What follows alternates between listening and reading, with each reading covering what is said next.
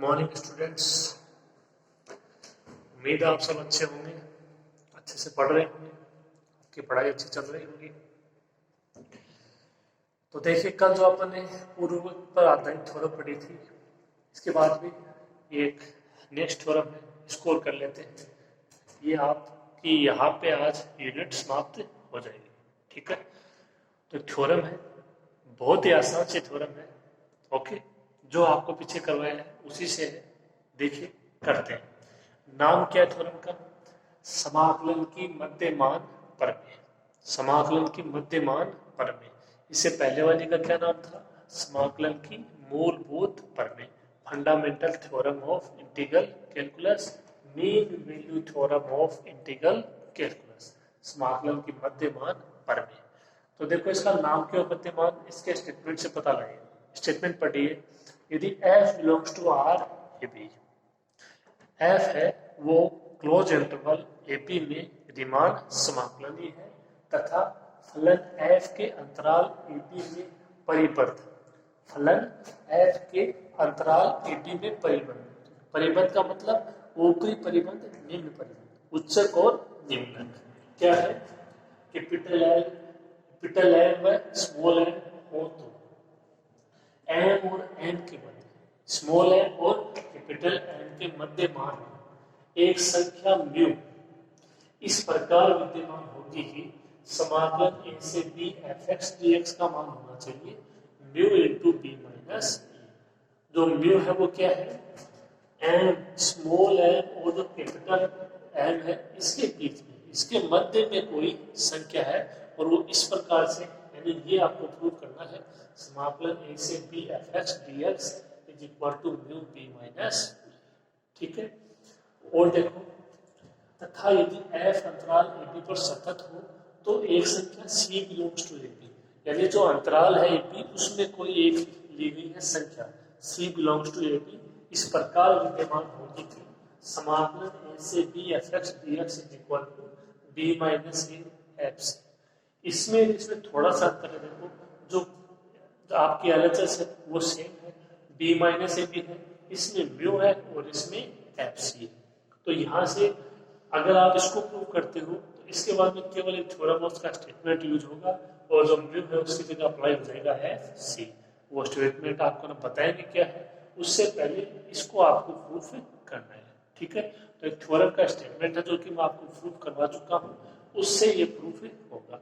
बहुत ही आसान सी थ्योरम है, समाकलन की मध्यमान प्रमेय, ठीक है। तो ये अपना बोर्ड तो पूरा इसी में भर गया क्वेश्चन में, थोड़ा बहुत इसको लिखते हैं यहाँ पे, फिर स्टार्ट करते हैं, ठीक है।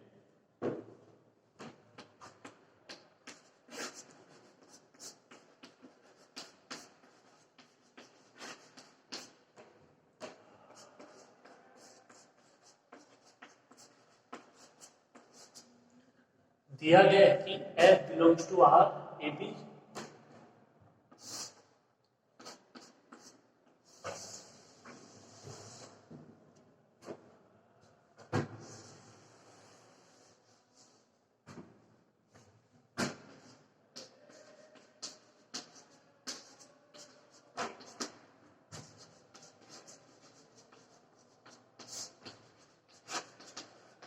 मतलब f है वो ए बी में रीमान समाकलनीय है और रीमान समाकलनीय तो वो इस अंतराल में परिबद्ध भी है, अर्थात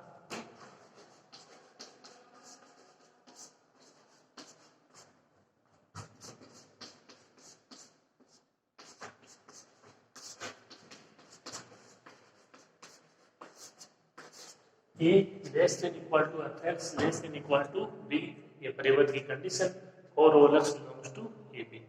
थोड़ी सी थ्योरी है, आप इसकी आराम से लिख दोगे, ओके। तो ये ध्यान से इसको नोट करो, क्वेश्चन को थोड़ा सा देख लो, फिर अपन इसको प्रूफ करते हैं।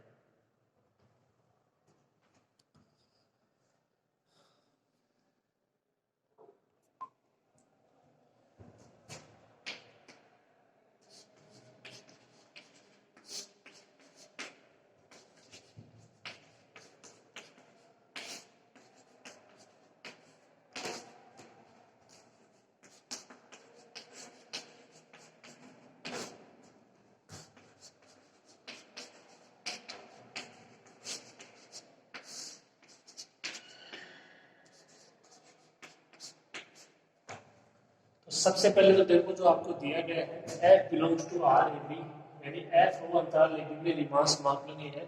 तो सबसे पहले तो इसकी परिभाषा काम में लेंगे रीमान समाकलन की, और उसकी परिभाषा क्या होती है कि उसके ऊपरी रीमान समाकलन और निम्न रीमान समाकलन का मान है वो बराबर होता है, और उनका प्रतीक चिन्ह आपको बताइए फलन f के लिए। तो देखिए लिखते हैं,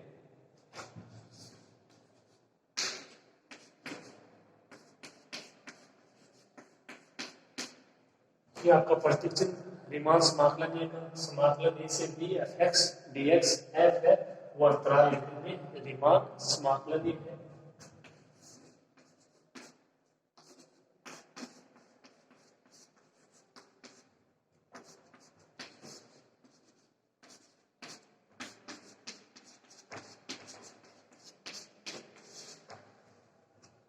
ये इसका निम्न रीमान समाकलन समाकलन a bar b f x d x, और ऊपरी रीमान समाकलन ए से b bar f x d x, समाकलन की लिमिट ये दोनों बराबर और इसका मान ए। तो ये परिभाषा है, परिभाषा में भी दिखाया था, प्रूव भी किया था आपने, इसको आप आराम से लिख दोगे रीमान समाकलन की परिभाषा से। अब देखिए आगे,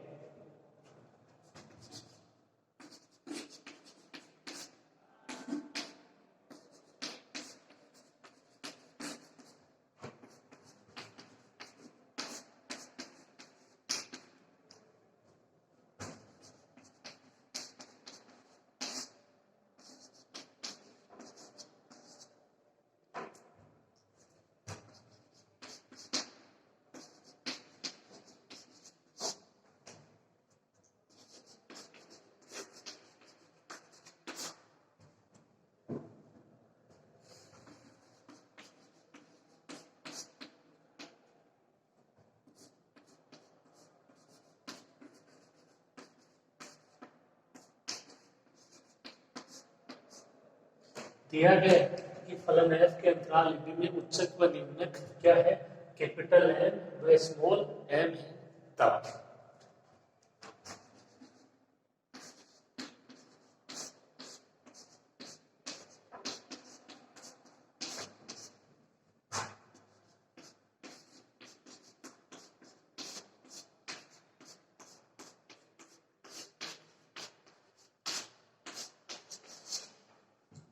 ये आपको मैंने प्रूफ करवाया था, स्टेटमेंट भी था, फलन f है वो अंतराल ab में परिबद्ध वास्तविक फलन है, कैपिटल M स्मॉल m इस अंतराल में उच्चक व निम्नक है। तो ये प्रूफ किया था small m into b minus a less than equal to L f P less than equal to U f P less than equal to capital M into b minus.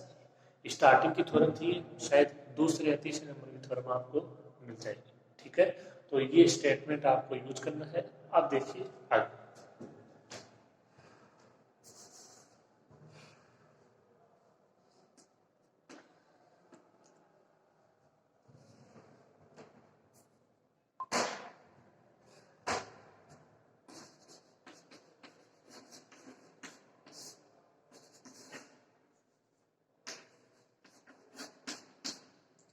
देखिए ऐसा समीकरण 2 से जहां पे पी किया है इसमें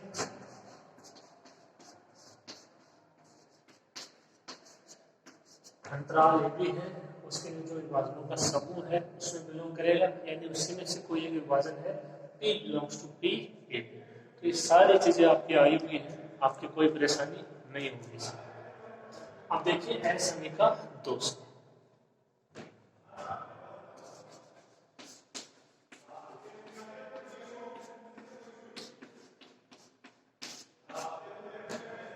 यहाँ से ये यहाँ तक की कंडीशन लेते हैं एक बार, n small l into b minus less than equal to L f p. Okay, देखिए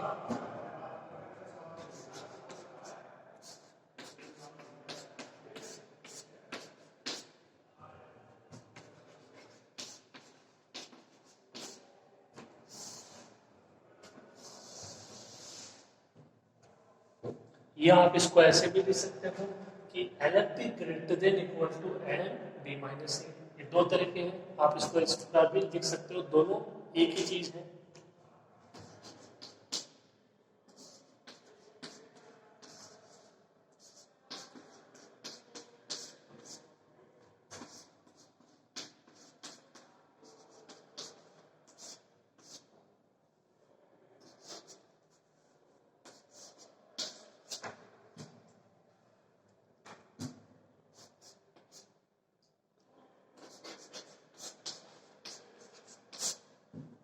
अब देखिए ये इम्पोर्टेंट स्टेप है और इसका मतलब आपको समझना है। देखो यहाँ पे था l n p greater than equal to small N b minus a, ठीक है। यहाँ से आपको इस रूप में भी हल कर सकते थे, वो कोई दिक्कत नहीं है, ठीक है, आपको जैसा ठीक लगे। अब देखो यहाँ पे इसमें परिवर्तन क्या है, एल एफ पी है वो बड़ा है small n into b minus a से। एल एफ पी और इसमें फर्क क्या है, यहाँ पे केवल निम्न धातु योग है, इसी अंतराल विभाजन जो विभाजन पी है उसके लिए फलन एफ का, ठीक है। अब ये है supremum of L f P, P belongs to P a P, यानी जो अपना निम्न धातु योग है उसका उच्चक। तो देखिए समझिए आप, जब एल एफ पी ही बड़ा है, जब एल एफ पी ही small n into b minus a से बड़ा है, तो इसका उच्चक एल एफ पी का उच्चक तो और भी बड़ा होगा, ठीक है। यानी supremum of L f P, P belongs to P a p greater than equal to N b minus a. समझने वाली बात ये है कि जब एल एफ पी है वो small n into b minus a से बड़ा है, तो एल एफ पी का जो उच्चक होगा वो भी तो small n into b minus a से बड़ा होगा, छोटा थोड़ी होगा, ठीक है। जब एल एफ पी बड़ा है तो उसका उच्चक भी क्या होगा, बड़ा ही होगा, ठीक है। तो ये केवल एक समझने वाली बात है कि जो निम्न धातु योग है वो यदि एन बी माइनस ए से बड़ा है तो इसका उच्चक भी क्या होगा, इससे बड़ा ही होगा। उच्चक है तो उच्चक तो अपने आप में बड़ा है, ठीक है, इस तरीके से। अब ये परिभाषा है किसकी,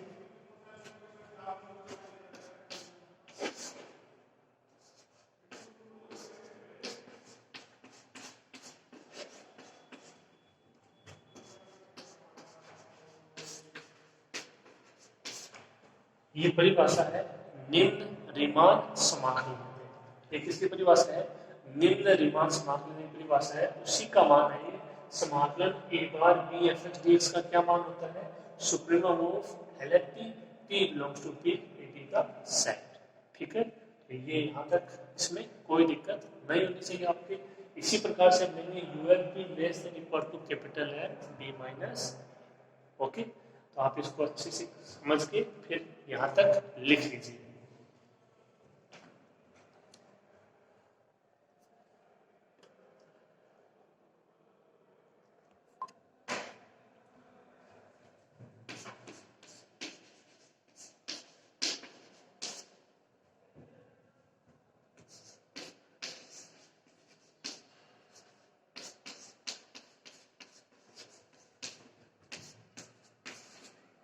तो जो एसएमई का 2 है उसका जो आपने पहला पार्ट आप समझ सकते हो, small N b minus a less than equal to L f b लिया, तो अपने पास एक संबंध आ गया क्या, N N b minus a, इसको आप ऐसे भी लिख सकते हो, एक ही चीज है, लेस देन इक्वल टू समाकलन a bar b f x d x.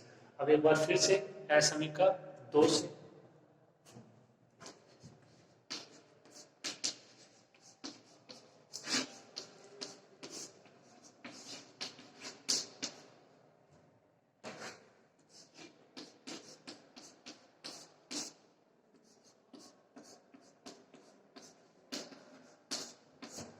UFP less than equal to capital N b minus a. अब यदि आप यहाँ से थोड़ा बहुत सोच सको कि जो अपन ने पहला पार्ट इसका कर लिया है, इसी तरीके से दूसरा पार्ट होगा, तो आपको समझना चाहिए कि इसके आगे की स्टेप क्या होगी। यहाँ पे जैसे वो स्टेप थी कि small N b minus a less than equal to L f P, L f P का आपने लिया सुप्रीमम, किसकी परिभाषा आ गई, निम्न रीमान समाकलन। तो यदि आप थोड़ा बहुत भी सोच सको तो आपको इतना समझ में आना चाहिए कि यहाँ परिभाषा आएगी ऊपरी रीमान समाकलन की, और उसमें आता है इन्फिमम ऑफ यूएफपी। देखो परिभाषाएं पता होनी चाहिए, रीमान समाकलन था, निम्न रीमान समाकलन था, ऊपरी रीमान समाकलन था, निम्न डार्क योग, ऊपरी डार्क योग, विभाजन किस तरीके से लिखते हैं, ये सारा जो मैटर है, सारी चीजें आपको स्टार्टिंग में बता चुके हैं, जो इसका बेसिक है, ठीक है। तो यदि आप थोड़ा बहुत ही भी यहाँ से सोच सके, इम्प्रूव कर सके, तो बहुत अच्छी चीज रहेगी, ठीक है। नहीं तो फिर देखो करवाना तो है ही।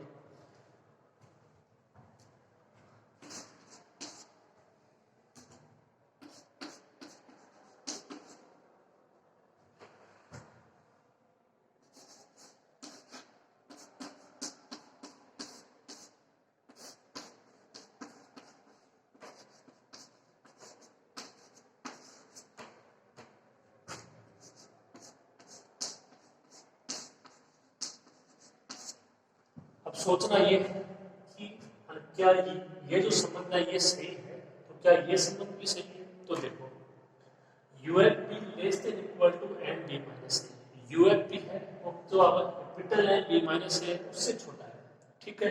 अब देखो ये क्या कह रहा है, infimum of UFP, P belongs to PAP, इसका तो इतना कोई खास नहीं है, मतलब ये हुआ कि इन्फिमम ऑफ UFP यानी जो ऊपरी डार्वी योग है उसका निम्नक, उसका निम्नक।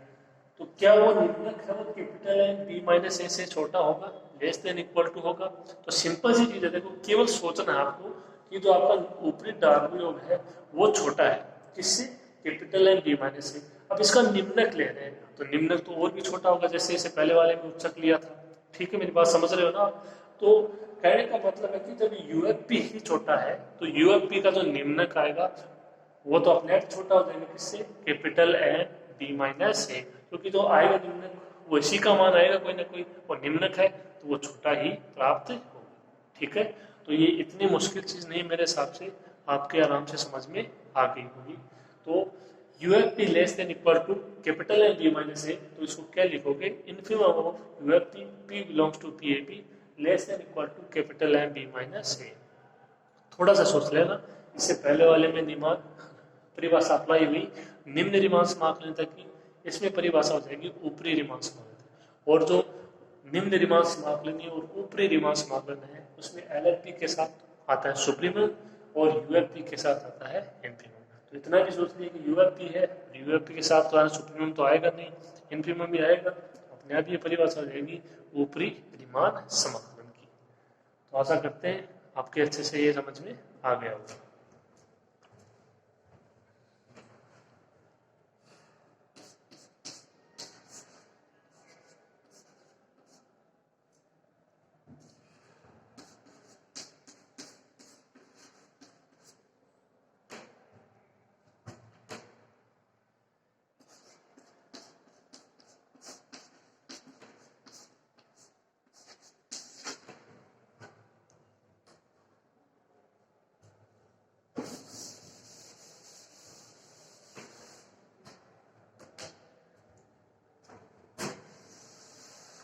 ये आपके आगे है समीका 4। अब देखिए असमीका जो आपकी सॉरी जो समीकरण 1 है उसका यूज करना है आपको असमीका 3 और असमीका 4 में।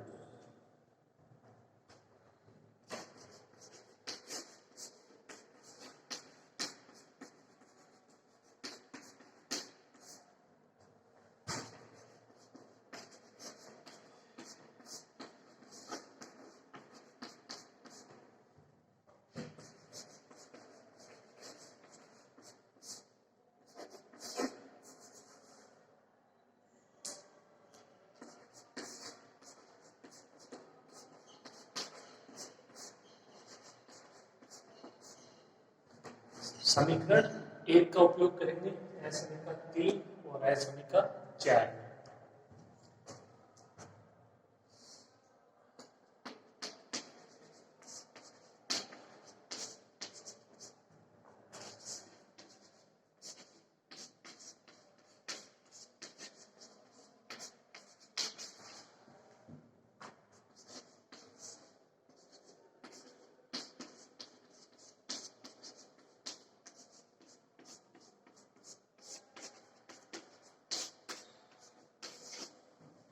ये दूसरा असमीका प्राप्त हो जाएंगे, थोड़ा सा चेंज करना है खाली, small N b minus a less than equal to, ये जो आपका मान है समाकलन a bar b f x d x, इसकी जगह अप्लाई करेंगे समाकलन ए से b f x d x, क्योंकि फलन एफ है वो रिमान समाकलन ही है, इसका मतलब इसका निम्न रिमान समाकलन, इसका ऊपरी रिमान समाकलन और जो आपका फलन है उसका रिमान समाकलन, यानी फलन ए से b f x d x वो तीनों बराबर होंगे प्रतिचिह्न के रूप में, तो ये मान अप्लाई करना है। इसी तरीके से यहाँ पे भी समाकलन ए से b bar f x d x की जगह समाकलन ए से b f x d x, यानी जो रिमान समाकलन है आपका समाकलन ए से b f x d x उसको अप्लाई करेंगे, यानी किसकी जगह, निम्न रिमान समाकलन की जगह और ऊपरी रिमान समाकलन।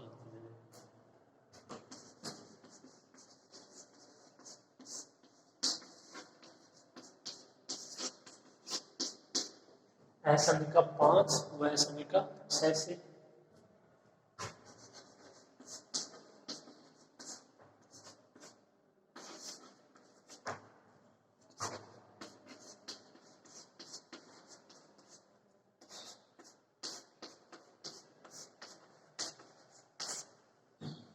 इनको क्या ऐसे लिख सकते हैं? देखो कैपिटल है b minus a less than equal to समाकलन a से b f x d x, और समाकलन a से b f x d x है वो लेस देन है capital m b minus a, ये आपका small m b minus a.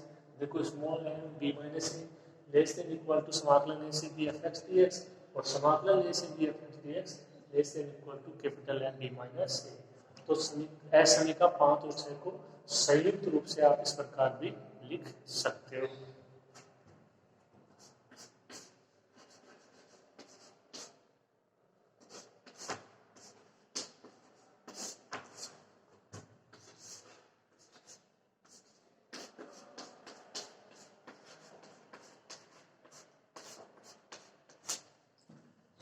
अब यहाँ से जैसे आपके पास है ना दो पद होते हैं समीकरण के रूप में, और आप उनमें दोनों में जैसे 2 से मल्टीप्लाई करते हो या 4 का भाग देते हो, इस प्रकार से ये जो आपके पास 3 पद हैं, ठीक है, इन पे आपको तीनों में जो b माइनस है उसका भाग देना है। यहाँ से b माइनस ए हट जाएगा, आगे से b माइनस ए हट जाएगा और इसमें भाग लग जाएगा, लेकिन ध्यान रहे b माइनस ए वो बाहर रहेगा, तो मान क्या प्राप्त होगा?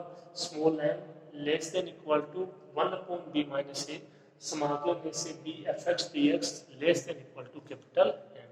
जो b माइनस है उसका क्या दिया है? भाग दिया है, ठीक है। तो यहाँ पे इस तरीके से आप इसको आसानी से तो कर सकते हो। ये आपको 2 पार्ट लेने, जो आपको मैंने प्रूफ करवाया था उसको अपन ने समीकरण का 2 नाम दिया था, उसको बारी बारी से एक में परिभाषा प्राप्त होगी निम्न रीमान समाकलनता की, और एक में परिभाषा प्राप्त होगी ऊपरी रीमान समाकलन की। उसको संयुक्त रूप से आप इस प्रकार से लिख देना, b माइनस ए का भाग देना। ओके, तो आप यहाँ तक कीजिए, इसको थोड़ा सा हो रहेगा।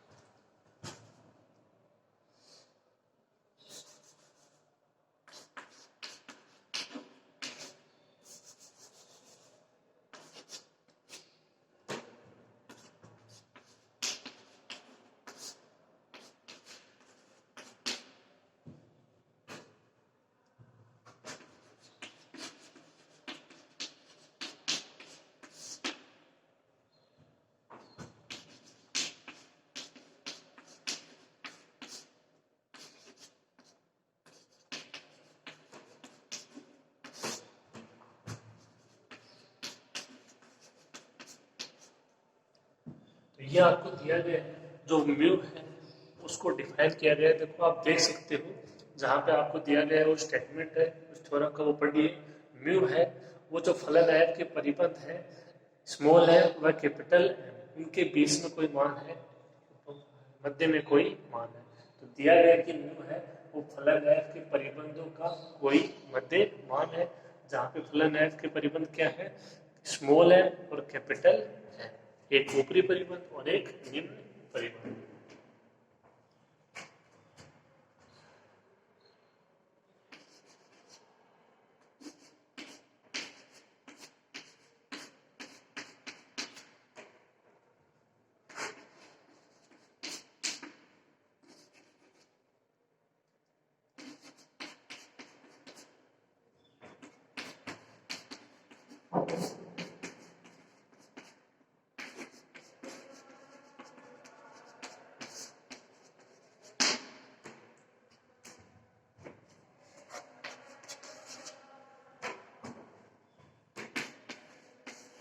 तो देखो इसका मतलब क्या है कि जो आपको दिया गया है उसका मतलब ये है कि स्मॉल है less than equal to mu less than equal to capital है। एम वैम आपको बताने जरूरत नहीं, फलन आयत के परिबद्ध है, ठीक है। आप इन बच्चों को निम्न भी समझ सकते हो।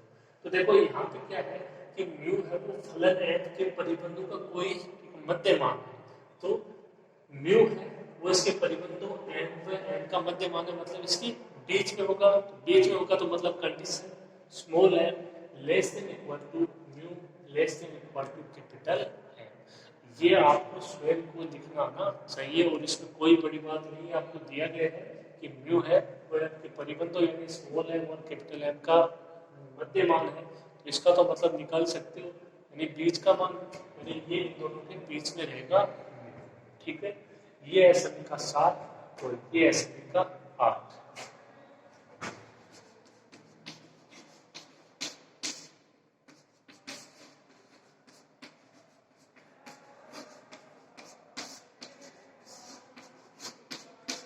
समीकरण 7 व समीकरण 8। देखिए दोनों के स्टेटमेंट है वो ध्यान से पढ़िए। N less than equal to 1/b minus a समाकलन ए से b f x d x less than equal to capital n, और ये small n less than equal to mu less than equal to capital n. तो जो दोनों में समानता है वो ये है कि जो इसके परिबंध है, यहाँ पे भी स्मॉल एन है, यहाँ पे भी स्मॉल एन है। जो इसका निम्न परिबंध है, ऊपरी परिबंध भी सेम है, वहाँ पे भी कैपिटल एन है, यहाँ पे कैपिटल एन है। वहाँ पे जो मान है इन दोनों के बीच में वो है 1/b माइनस ए समाकलन ए से b f x d x.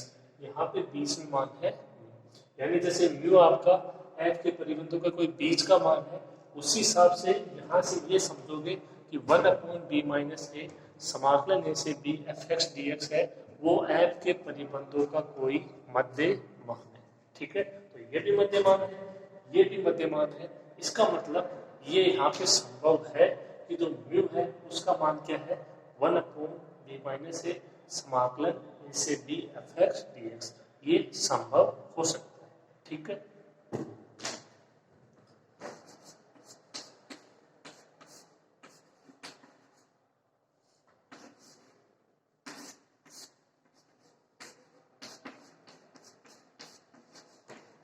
तो खाली तुलना करनी है आपको समीकरण 7 और समीकरण 8 की। जो म्यू है उसका मान क्या जाएगा 1/b माइनस ए समाकलन ए से b f x d x.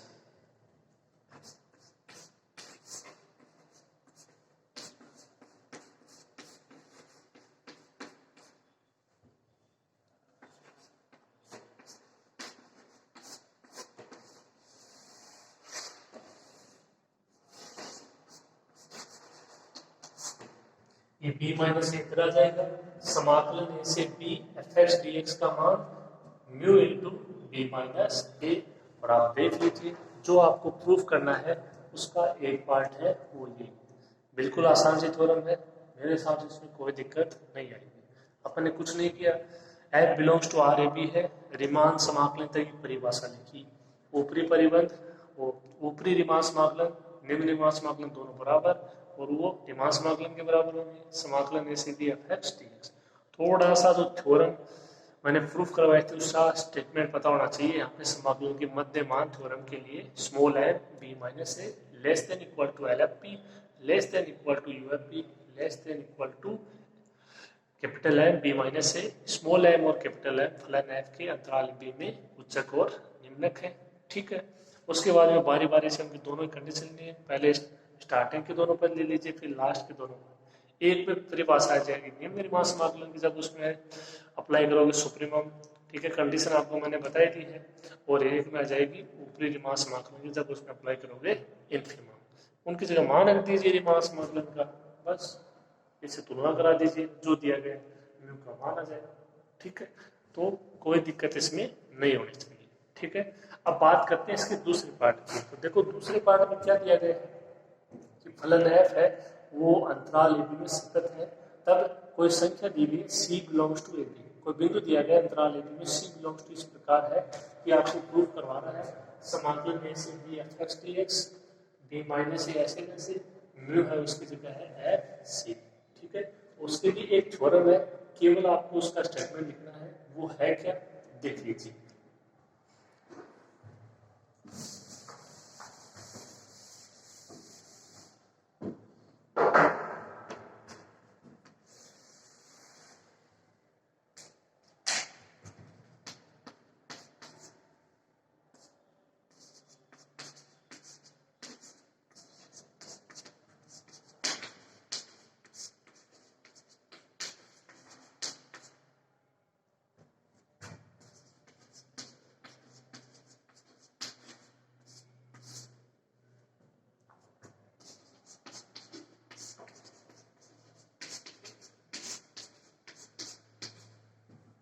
फलन एफ है वो एबी में सतत है तो अंतर्वर्ती मान पढ़ने से, यानी ये थ्योरम आपके अंतर्वर्ती मान पढ़ने है, ठीक है।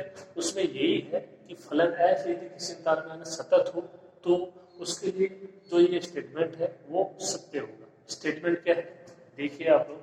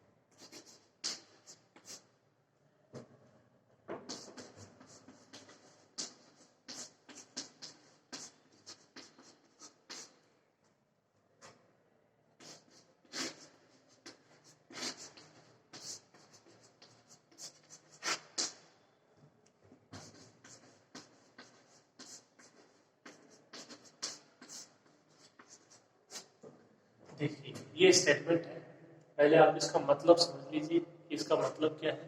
देखिए फलन एफ ये परिबंधों के मध्य, तो इसके कोई दो परिबंध होंगे, सिंपल सी चीज है, एक ऊपरी परिबंध एक निम्न परिबंध, कैपिटल एम स्मॉल एम, उनके मध्य सभी मान, यानी उनके बीच में आपके जितने भी मान होंगे वो सभी मान। अब जैसे ये यहाँ पे परिबंध है स्मॉल एम और कैपिटल एम, इसके बीच में कोई एक मान है म्यू, तो आप इसके लिए एग्जांपल से समझिए म्यू। फलन एफ है वो अपने परिबंधों के मध्य, अपने परिबंधों के मध्य सभी मान, तो यहाँ पे अपने को मतलब है किससे, म्यू से मतलब है, आप समझिए वो मान कौन सा है, म्यू है, ठीक है। अंतराल ए बी में, यानी ए बी में सतत है तो इसी अंतराल में कम से कम एक बार निश्चित रूप से ग्रहण करते हैं। फलन एफ है वो अपने परिबंधों के मध्य सभी मान, यानी जो म्यू है उसका मान क्या होगा, वो अंतराल ए बी में कम से कम एक बार निश्चित रूप से ग्रहण करता है। तो इसका मतलब ये है कि जो म्यू होगा वो इस अंतराल में कम से कम का मतलब है कि कम से कम एक पॉइंट तो होना चाहिए, वो और कोई भी पॉइंट पे आपको मिल सकता है एक से अधिक बिंदु पर, ठीक है। तो फलन एफ का मान होगा म्यू, वो होगा कब, वो इस अंतराल के कम से कम एक बिंदु पे तो हो गए, अंतराल ए बी में कम से कम एक बार, यानी जो अंतराल ए बी है इसके बीच में ना जितने भी मान है उनमें कम से कम एक बार, यानी किसी न किसी एक पॉइंट पर तो, अब ए और बी के बीच में ना जितने भी पॉइंट है, जैसे आप एग्जांपल के रूप में समझो तो 0 1 ले लो, 1 2 ले लो, उसके बीच में ना जितने भी बिंदु आते हैं तो जो आपका कोई भी परिबंध है उसके बीच में सारे मान हैं, ठीक है। जैसे यहाँ पे म्यू है तो वो जो मान होगा आपका, जैसे यहाँ पे म्यू है, वो इनमें से किसी एक पॉइंट पे वो मान ग्रहण करेगा फलन, ठीक है। मतलब क्या हुआ, देखो फलन है अपने परिबंधों के सभी मान, यहाँ पे म्यू मतलब अंतराल ए बी में कम से कम एक बार, तो अंतराल ए बी में यहाँ पे कोई बिंदु दिया गया, देखो अब देखिए जो दिया गया उसमें C belongs to a b, अंतराल ए बी में कोई बिंदु दिया गया है C belongs to a b, तो मतलब अंतराल ए बी में कोई बिंदु लिया गया है C, तो बिंदु C पर है वो फलन है कौन सा मान ग्रहण कर रहा है, म्यू मान ग्रहण कर रहा है। इसका क्या मतलब है कि जो म्यू यहाँ पे मान है वो फलन f कहाँ पे ग्रहण कर रहा है, अंतराल ए बी के बिंदु C पर। ये इस स्टेटमेंट का मतलब है कि फलन f परिबंधों के मध्य सभी मान अंतराल ए बी में कम से कम एक बार, मतलब कम से कम एक बिंदु पर निश्चित रूप से ग्रहण करता है, कौन, फलन f। तो फलन f वो ग्रहण करेगा कहाँ पर, यहाँ से एक बिंदु पर वो ले लेंगे C, तो f c is equal to सभी मान कौन सा है, म्यू, मतलब जो म्यू है उसका मान क्या होगा, एफ सी होगा। ये इस थ्योरम का स्टेटमेंट है। उम्मीद है आपके समझ में आ गया होगा।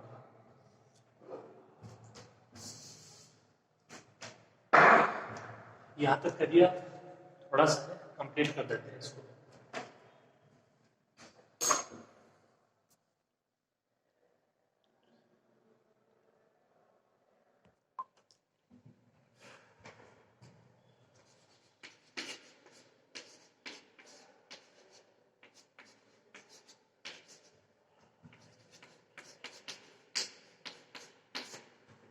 तो बिंदु दिया गया है कि C बिलोंग्स टू AP, और आप अपनी नीचे से ले भी सकते हो, तो मान लो नहीं दिया जाता, तो यदि C बिलोंग्स टू क्या हो, क्लोज इंटरवल AB, यानी जो AB अंतराल है उसमें कोई बिंदु है तथा फलन है अपने परिबंधों के मध्य सभी मान, अपने को यहाँ पे कौन से मान से मतलब है, म्यू से,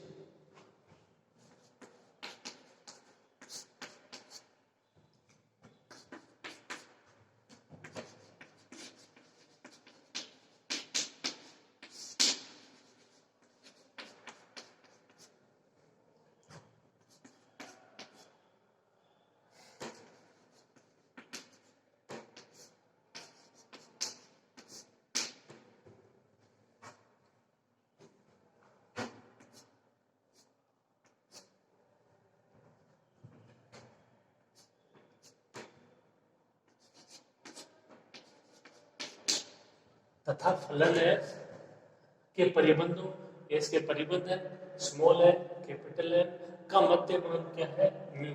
तो ये है दिया गया आपको।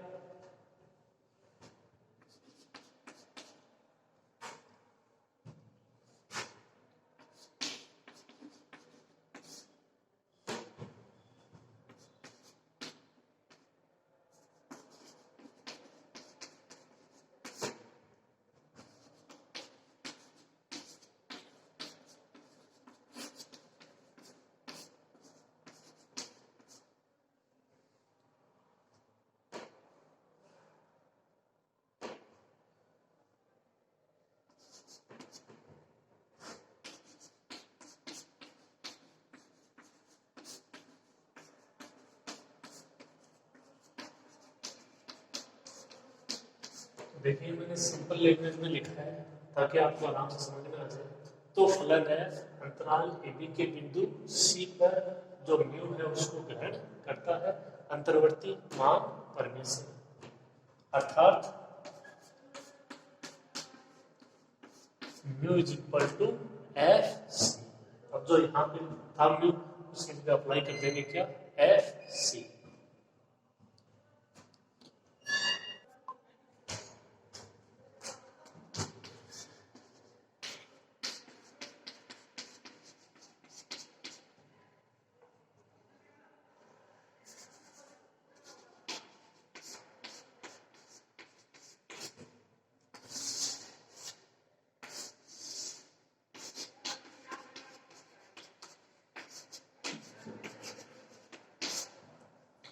क्या आ जाएगा, समाकलन ए से b f x d x का मान b माइनस एन टू था म्यू, जो अभी भी लिखा प्रूव किया, जो म्यू है उसकी जगह एफ सी और सी बिलोंग्स टू ए बी।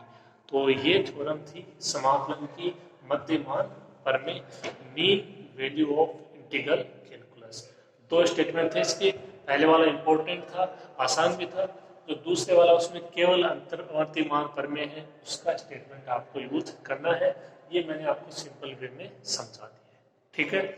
तो ये थ्योरम यहाँ पे कंप्लीट होती है और इसी के साथ ये यूनिट भी यहाँ पे समाप्त होती है। तो कुल मिला के 2 यूनिट है वो इस पेपर की अब तक कंप्लीट हो चुकी है, ठीक है। तो आप इनको पढ़ते रहिए साथ साथ। अगली क्लास में अपन स्टार्ट करेंगे अपनी नेक्स्ट यूनिट, ठीक है। तो मिलते हैं अगली क्लास में, तब तक के लिए नमस्कार, ओके।